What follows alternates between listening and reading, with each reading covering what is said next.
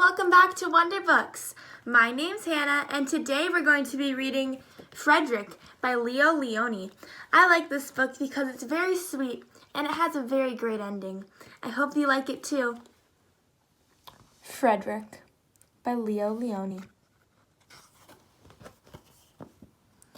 Along the meadow, where the cows grazed and the horses ran, there was an old stone wall. In that wall, not far from the barn and the granary, a chatty family of field mice had their home. But the farmers had moved away. The barn was abandoned, and the granary stood empty. Since the winter was not far off, the little mice began to gather corn and nuts and wheat and straw. They worked day and night, all except Fredrick. "Fredrick, why don't you work?" they asked. "I do work," said Fredrick. "I gather the sun rays for the cold, dark winter days." And when they saw Fredrick sitting there staring at the meadow, they said, "Now, Fredrick." "And now, Fredrick?" "I gather colors," answered Fredrick simply, "for winter is gray."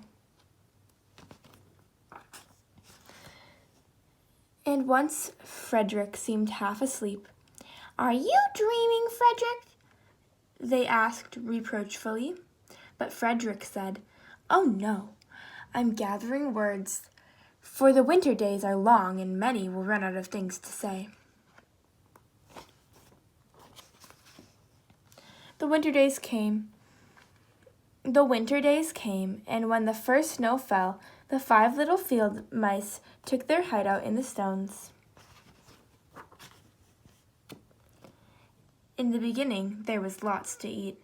The mice told stories of foolish foxes and silly cats.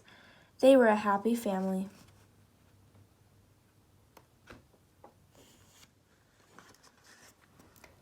But little by little, they had nibbled up most of the nuts and berries, and the straw was gone, and the corn was only a memory.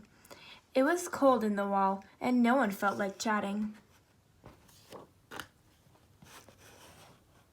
Then they remembered what Fredrick had said about sun rays and colors and words.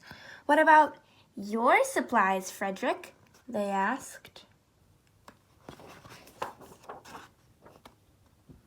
"Close your eyes," said Fredrick. He climbed on a big stone. "Now I send you rays of the sun. Do you feel how their golden glow?" And as Fredrick spoke of the sun, the 4 little mice began to feel warmer. Was it Fredrick's voice? Was it magic?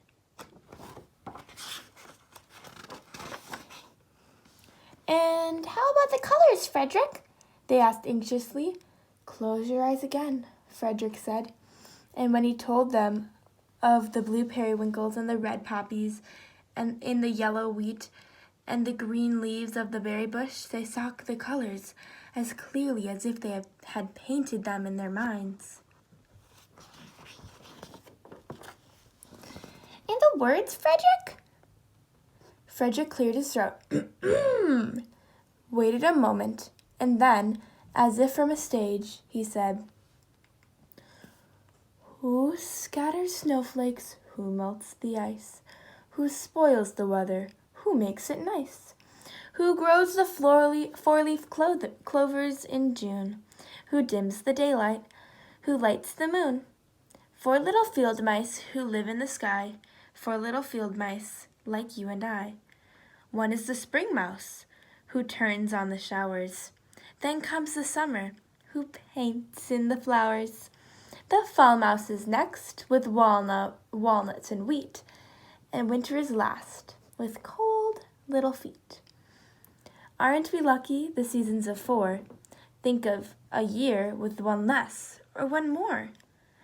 When Fredrick had finished, they all applauded, But Fredrick, they said, you are a poet. Fredrick blushed and took a bow and said shyly, I know it. That was Fredrick by Leo Lionni. I'll see you next time on Wonder Books. Make sure to like and subscribe. Bye, friends.